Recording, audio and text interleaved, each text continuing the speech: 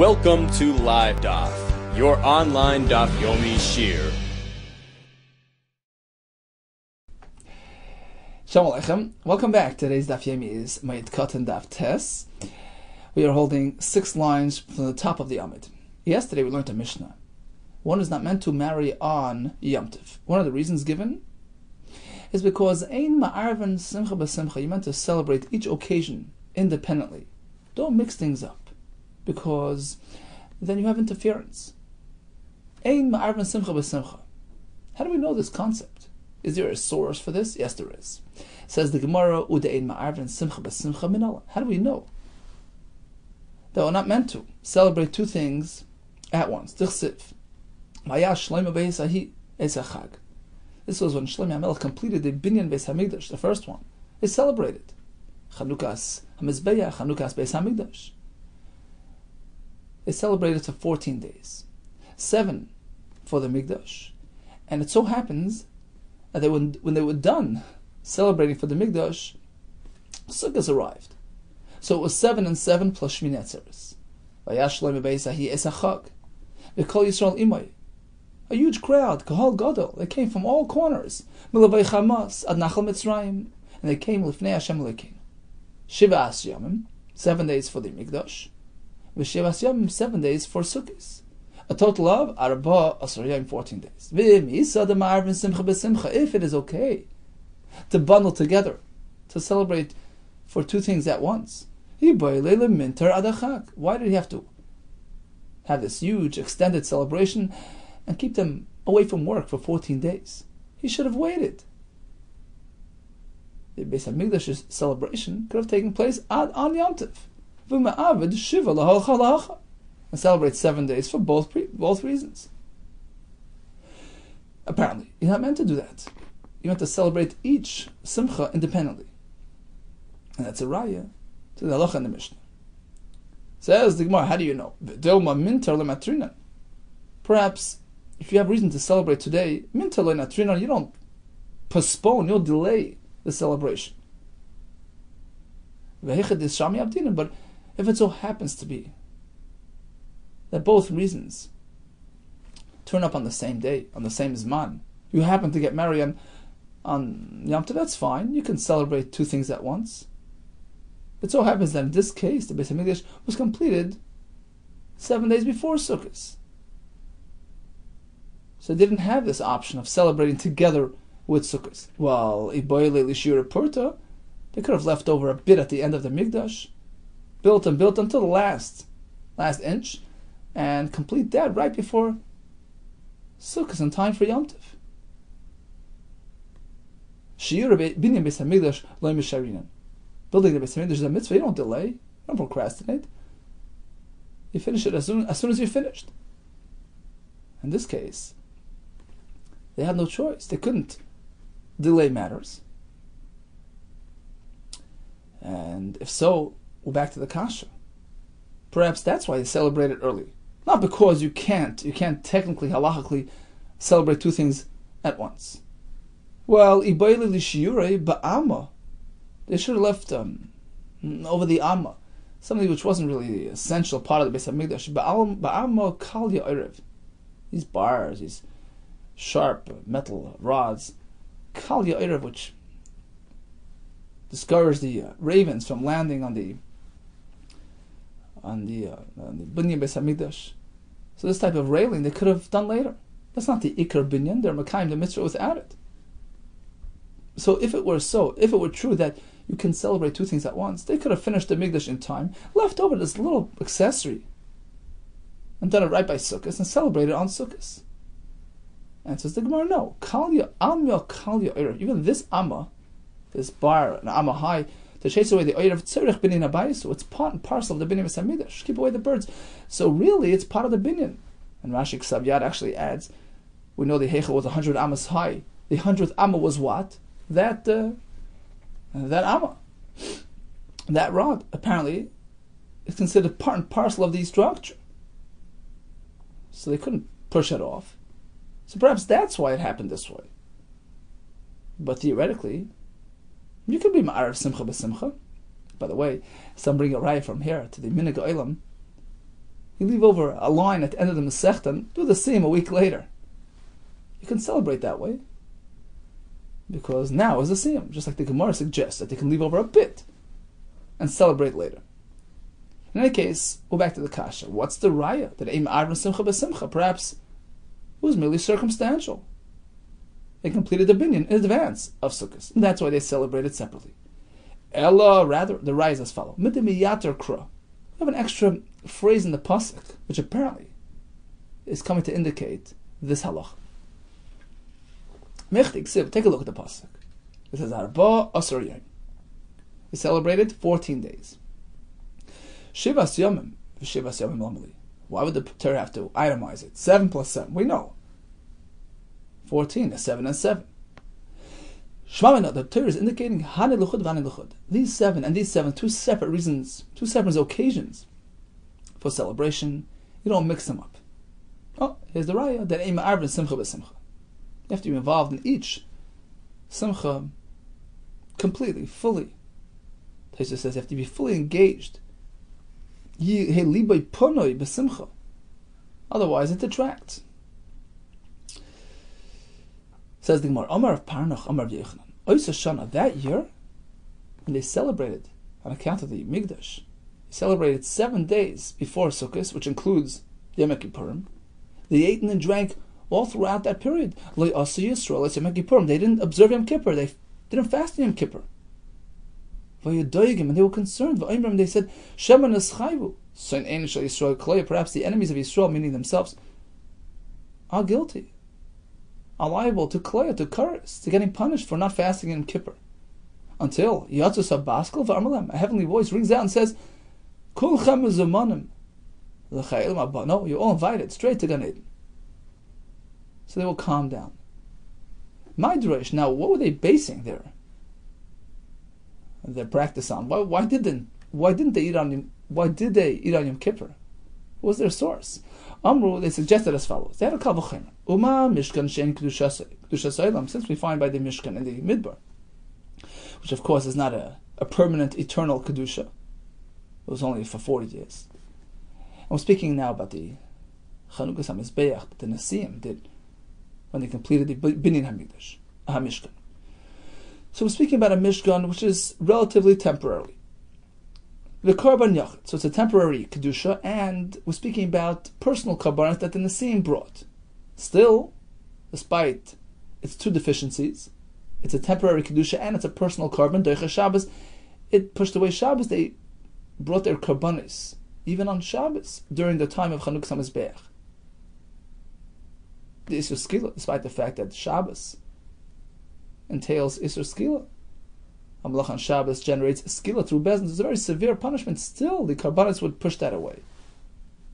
Certainly the Migdash, the Beis HaMikdash, during the time of Shlomo, it's an eternal, permanent Kedusha. It's a greater Kedusha. But Karban Tzibur, we're speaking about public Karbanis, and we're speaking about Yom Kippurim. You're just negating Yom Kippur, which is relatively less than Shabbos. Anish Karas, it's only Karas, which is Min HaShamayim. It's not as deemed as severe as Skila by Shabbos. So, 3 reasons. It's Kedushas Olam, it's Korban Tzibur. And we're speaking about only Karas. Of course, like Kolshkin, certainly. Chanukah as HaMigdash should override Yom Kippur. And therefore they ate on Yom Kippur. Only time in history. They ate on Yom Kippur. Okay, so if it's such a good raya, so why were they in distress? There's still room to differentiate between the Mishkan and this case. In the Mishkan, they were bringing karbanos to Hashem. Here, the karbanos that they were involved in were personal karbanos. They were eating the karbanos. It was personal consumption, shlamim, etc., which they were eating. Who says that's allowed on Yom Kippur? Well, Hachanami is here as well. Me'avad la'avdu. Let them bring the karbanos meichal le'nichlu, without eating it, v'le'lishtu, without drinking. So who's to say that's mutter? Why indeed did they eat and drink? Karbanos bring, do the malacha like in the Mishkan, but for Hashem's sake, don't have it. Don't eat and drink. Well, it doesn't work. Ein simcha b'lei achila v'shtiyah. You want to really celebrate. It has to be a comprehensive, all-encompassing experience. Spiritual as well as physical. You can't really be b'simcha without eating and drinking. So in order to celebrate properly, they have to eat and drink. And they were compelled to do so even on Yom Kippur. Asks the Gemara, Umishkan Dachi Shabbos Minon. And indeed, how do we know that? In the Midbar, they were Decha Shabbos to celebrate the Chanukah as HaMishkan. Ilayim B'dichsiv B'yim HaRishayin, B'yim HaShvi, the first day this Nasi brought, on the seventh day the next Nasi brought.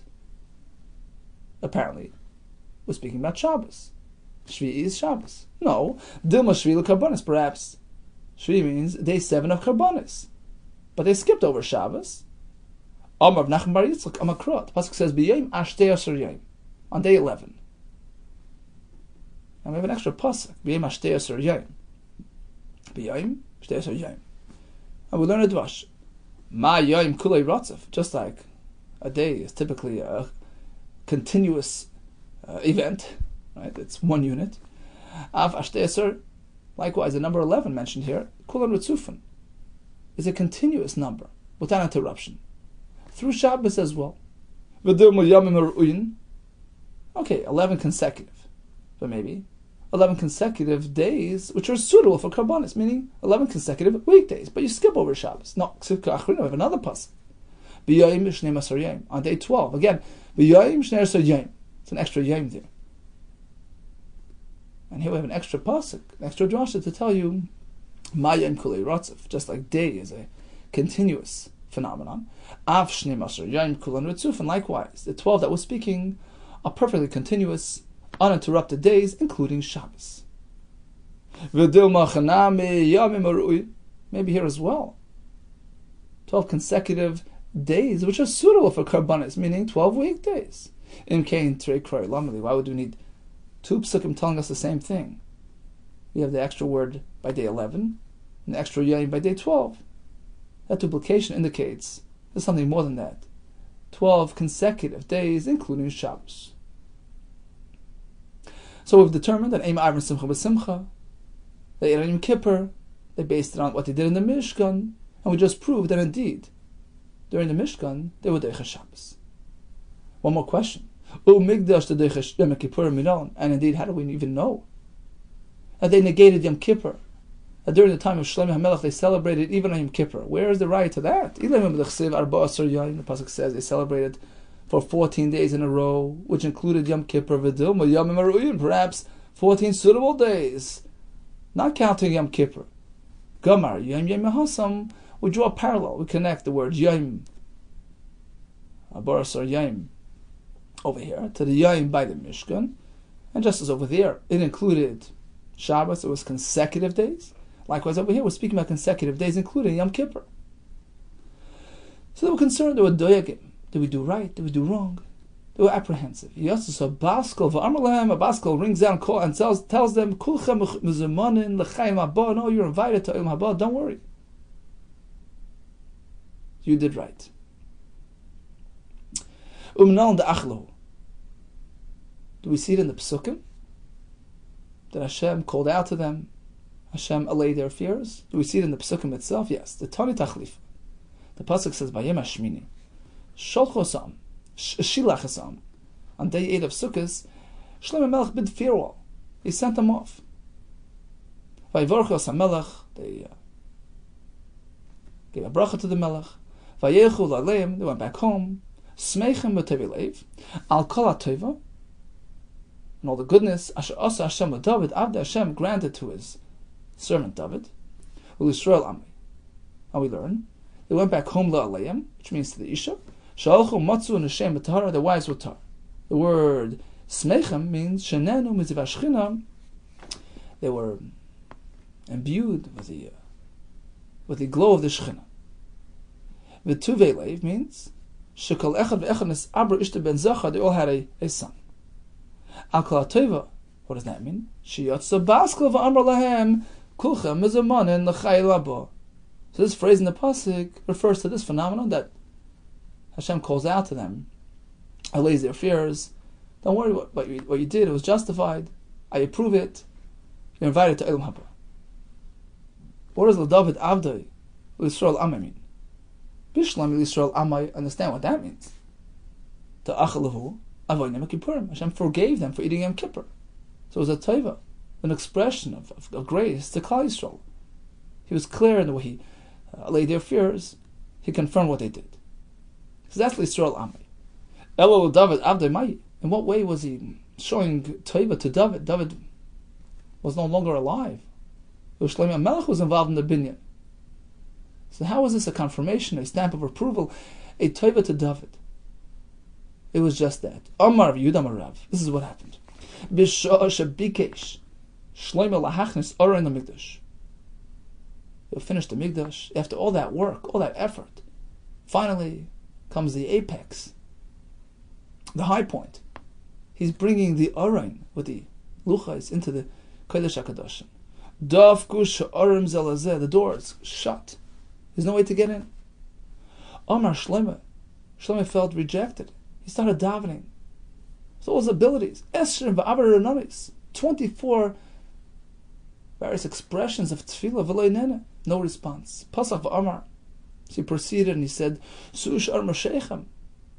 Gates, open up. Let Hashem, let the Shechina come in. V'lo nene, no response.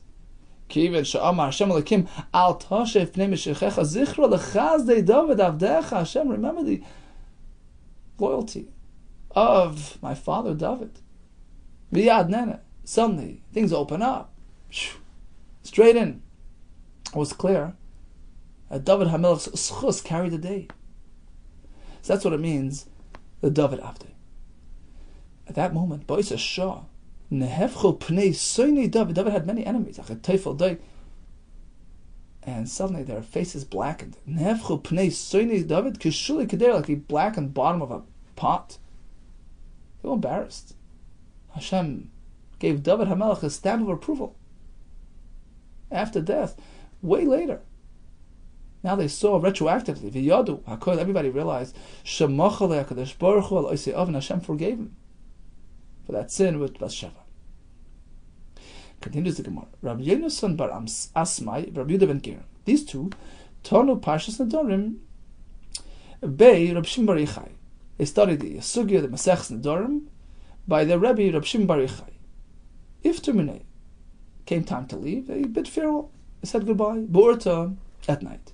Let's start for the next morning. Hadur, they came back. Hadur, they again came back to bid farewell. Amalu, he tells them what's going on. Valav terisu mini bu'urta, haven't you bid farewell from me last night? Why'd you come back again? Amalu, they tell him, Matan Rabbeinu, you yourself taught us. Talmud shnifta Rabbi, for Talmud bids farewell of his Rebbe. Verlon ba'isa'ir, and he stays overnight in that city. He delays his trip. He has to come back again for another goodbye. How do we know this? Shenemar. By Mashmini Shilach Hasam, on the 8th day of Sukkot, Shmini Atzeres, Shlomo Melech bid farewell. Have a nice trip home. V'yivarchas HaMelech. And what does it say? So this was on day 8 of Sukkot, which is day 22 of Tishrei, right? Uksiv u'bayim esrim v'shloisha l'chodesh hashvi. The next day, tomorrow, day 23 of Tishrei, again, Shilach Hasam. He sends them away.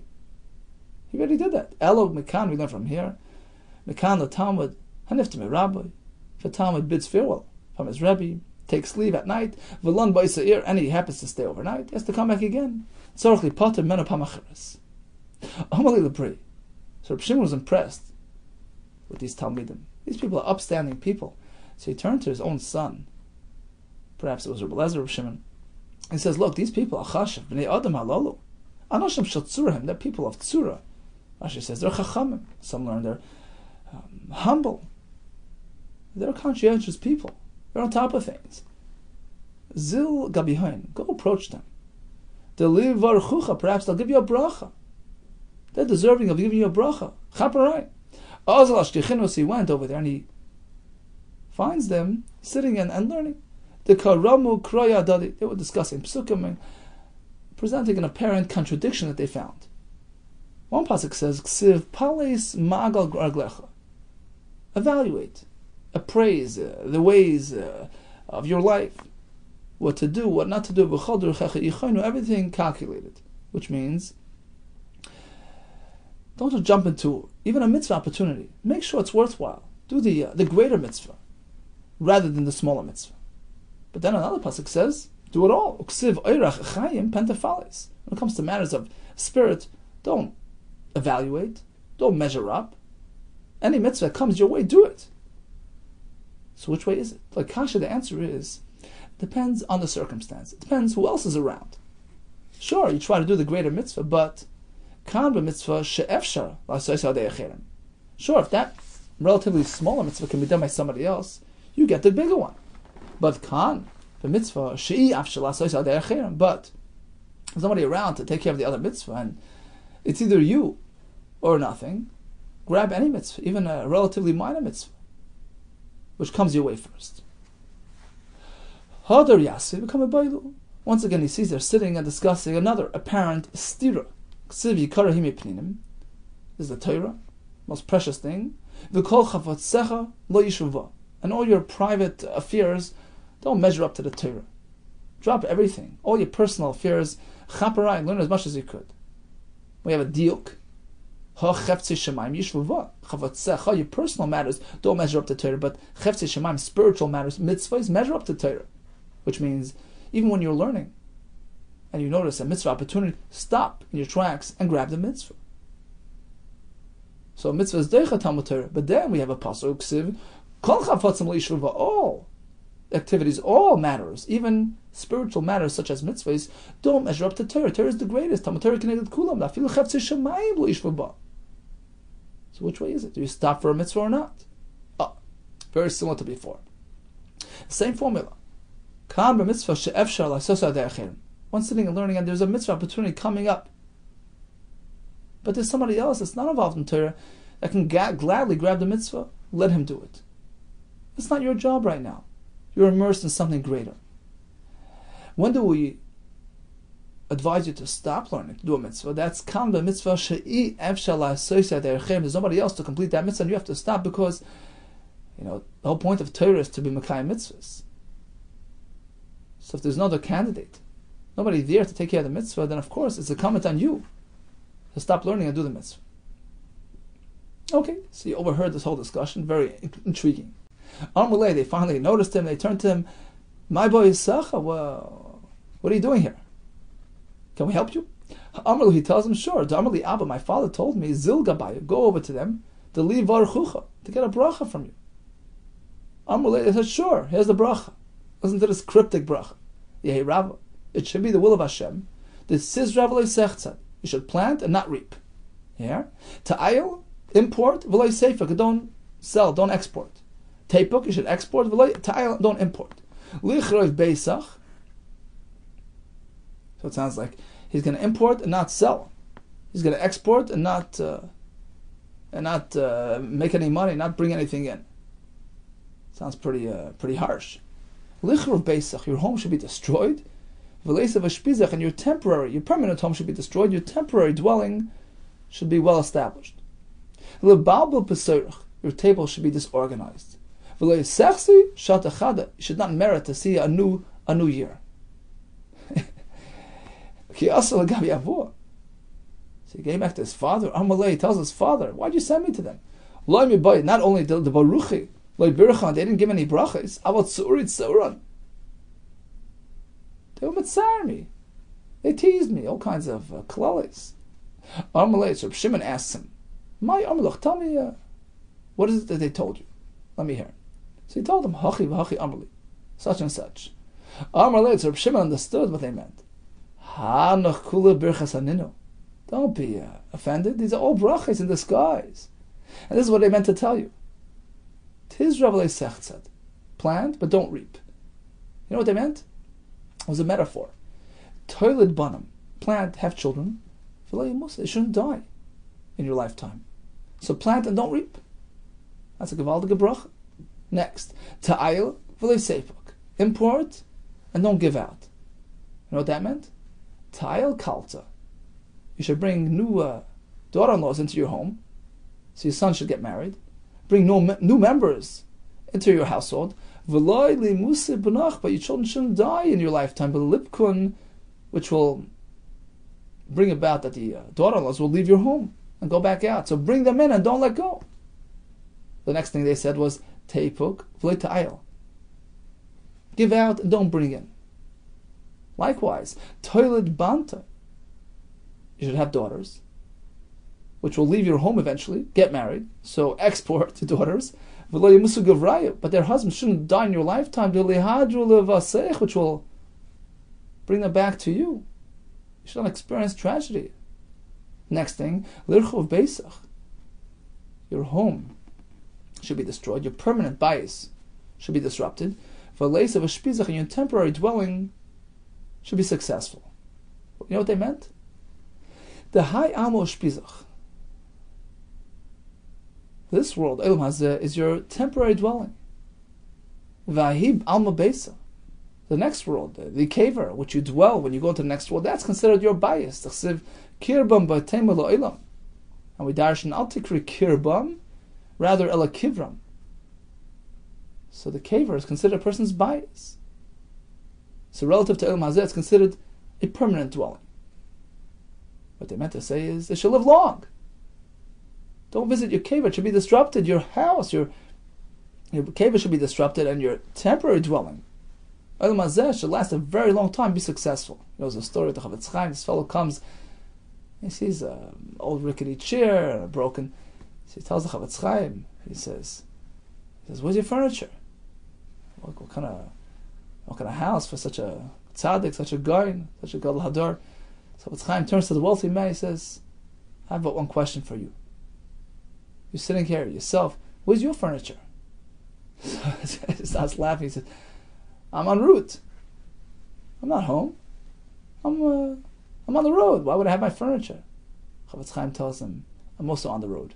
I'm en route. Why would I have furniture?" So what else did they tell him? Your table should become disorganized. This was a bracha, full of sons and daughters. You shouldn't be zeicha to see a new year. So Rashi brings that the first year after marriage is called Shana Rishona. Right? The first year, the new year. What they meant to tell him is, you should never experience Shana Rishona again. The loy tamas insach, your wife should never die in your lifetime. The loy tinsav, it's intisa achriti, which would compel you to remarry and experience Shana Rishona again. Should be zeicha to have long life, your wife long life. Everything should be good. It's the greatest bracha. Zakti Gemara, Rab Shimon Chalafta, ifter minei de Rav. So Rab Shimon was taking leave of Rav. Some change it to the word Rebbe. Amar lei. So Rav tells his son, Lebrei, Amalei Lebrei, Avur Lebrei, Zil Legabe, Deli Varchach. Go to Reb Shimon for a bracha. Amalei, so Reb Shimon tells him, Yehi Rav, it should be the will of Hashem, Deloi Sibayish. Deloi Sibayish. You shouldn't shame other people, and you yourself should not be shamed.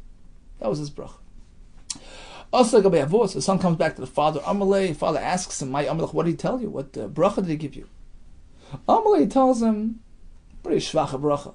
Milan ba'almod amali. He told me some words, some good advice. Not much of a bracha. I wasn't impressed. Amar lei. So his father tells him, "What do you mean? It's the greatest bracha. Birchach. He gave you a bracha. Birchasa. He gave you the bracha, the barcha, and the birchan kucha b'chol Yisrael. The same bracha that Hashem gave Klal Yisrael. V'tanabe, and he repeated it. Chsiv v'achaltam achal. Savaya should be satiated. Should never experience shame. And again, and the Mashal explains, one is don't be ashamed and don't be embarrassed others. Don't be embarrassed others. So it's very chashuv bracha that Hashem applied to Klal Yisrael. Your life should be a life of success. It shouldn't be a source of shame and embarrassment to yourself and to others. That's amazing. That covers everything. So what else do we learn in the Mishnah? An Isha can apply cosmetics, even on Chol HaMoed, despite the fact that it involves malacha, painting, and all that stuff, because as the Ritva explains, listen to this Ritva, he says, Tachshitim for an Isha, cosmetics, beautifying, is considered Eichal Nefesh. It's to the Isha like food to the man. So we allow it to do it on Chol HaMoed.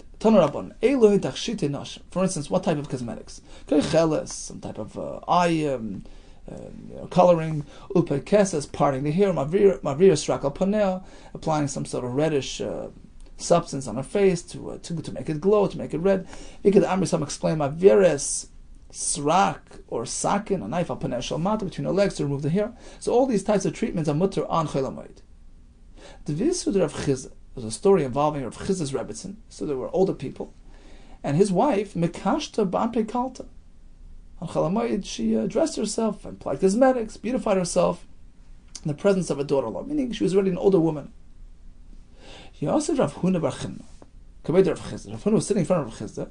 He had a kasha. Yosef Ka'amar, and he said like this: Lo Yishanu Lo Yalda. Alas Kena Lo. How can you allow your wife to do that? A young woman, she's into these things, fine. But as an older woman, she has no need for these things. She shouldn't do it on Chol HaMoed. Rav Chizah responds, you got it all wrong. Hello, Kim, Lashon of Shvu, I promise. Afili imach, this heter applies to your mother. Afili imach, even your grandmother. Afili oimedes al kivra, even an older one that's standing by her grave. It's just part of their nature.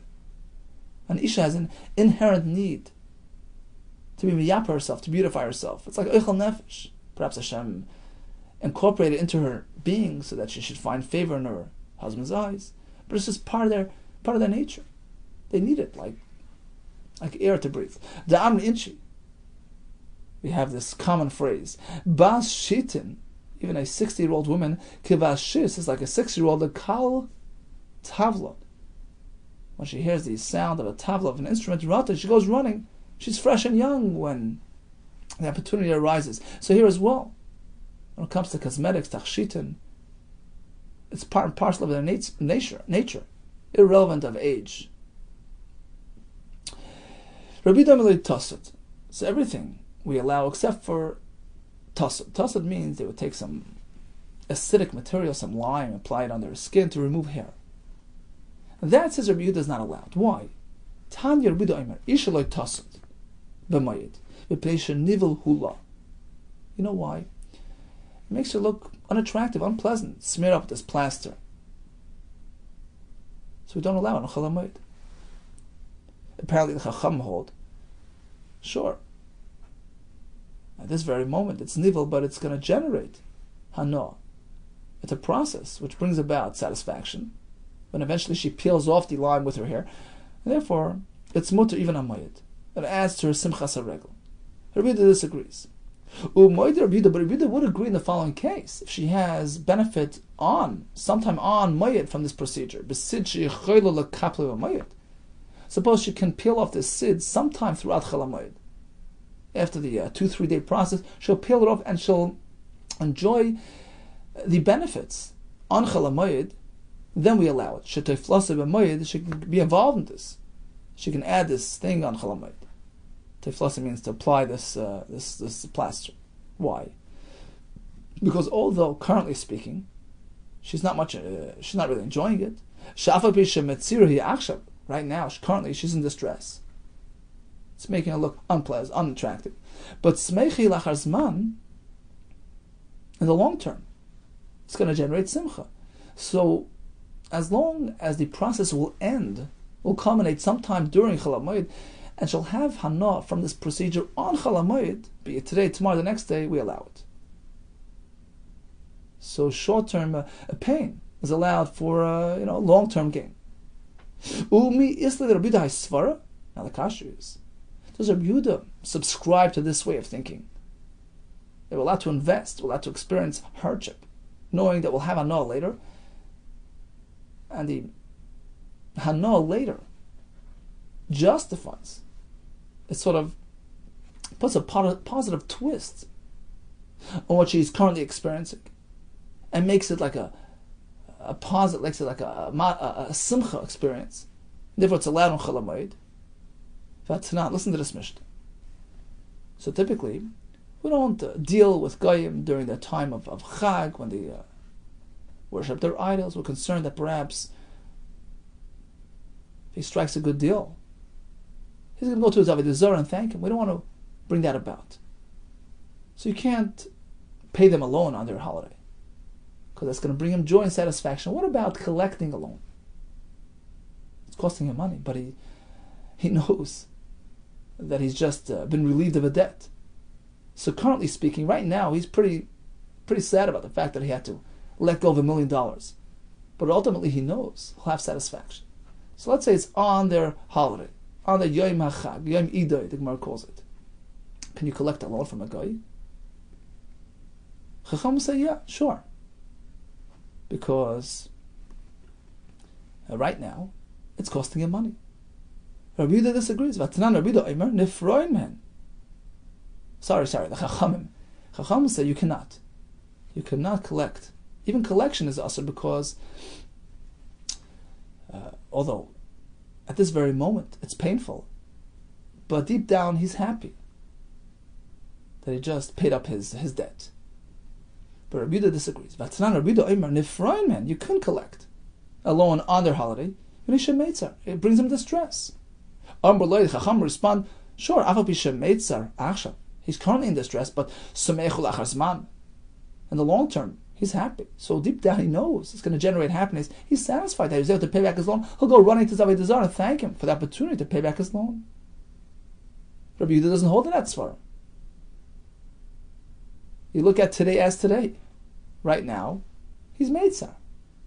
He's not going to thank his Zavei Dazar. He doesn't have foresight. He doesn't have long-term vision. Here and now. So getting back to our case, how can Rabbi Yehuda allow the Isha to apply this sid which brings an evil today? Because in a couple of days' time, she'll have an offer from it. And the here and the now. Currently speaking, it's bringing her distress. Says the Gemara two terutzim. Amar Nachmar Yitzchak. A MOED is different. Hanach lehilchas MOED. Let's leave alone the halachas of Chol HaMoed. The kulu, because the truth is that all the halachas of Yom Tov are based on this formula. Meitzar achshav, although currently speaking there's tsar, cooking, baking, not an easy task. But samech lachar zman, why is it butter? Because in an hour's time you'll have a nice cake. That's just the way it works. The fact that Torah allows you to cook and bake, that indicates that on Chol HaMoed, look at the full picture. So although the effort being invested at this very moment is certainly classified as tsar and distress and work, but you look at the full picture on Chol HaMoed. You look at the full project in totality. And that's why Rabbi Yehuda allows this sid to be applied by the Isha, because you look at the whole experience in totality. The fact is she'll have enough throughout the Yom Tov, and that's why it's mutter. As long as there's some simcha generated anytime throughout the Yom Tov. But that doesn't apply to the guy paying back his loan. Right now, he said. Rav Nachman Yitzchak Amar. Sorry, Ravina Amar. This is the second teretz. I'll give you another teretz. Why don't we apply this principle to repaying a loan? Kuti, this guy, Le'inei Peron, when it comes to repaying a loan, Lo'oila Meitzar. He only has sorrow from it. He only has the stress. He's only upset. Rabbi Yehuda holds that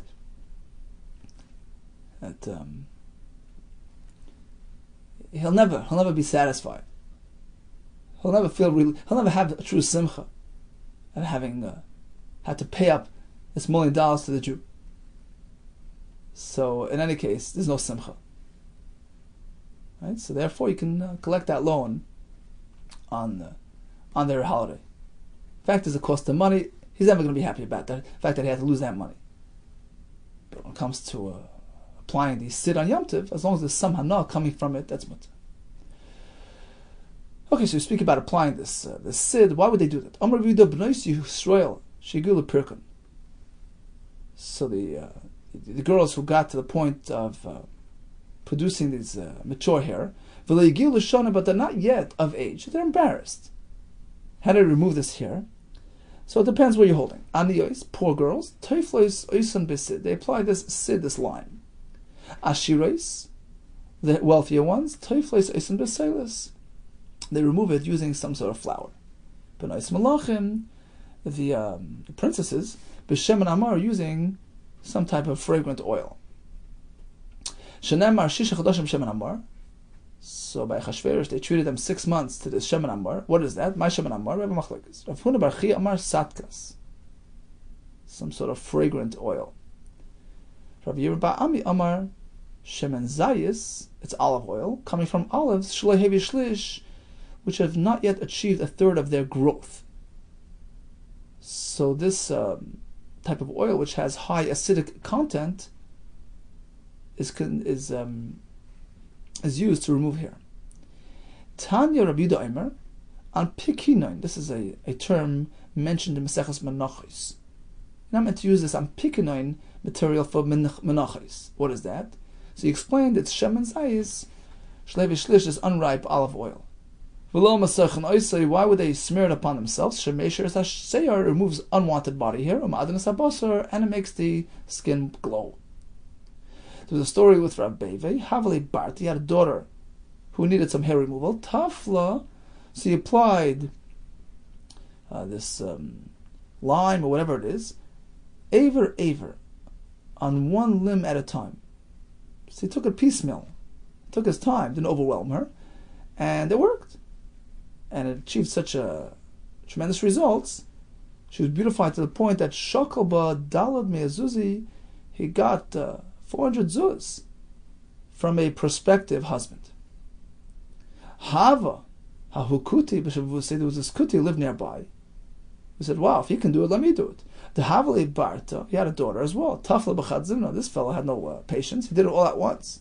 Smeared it all up. And the potency of this material totally destroyed her. Mason, she died. Omar, now he blamed her baby, of course. Katla, baby killed the Brati, my daughter, because he didn't follow instructions.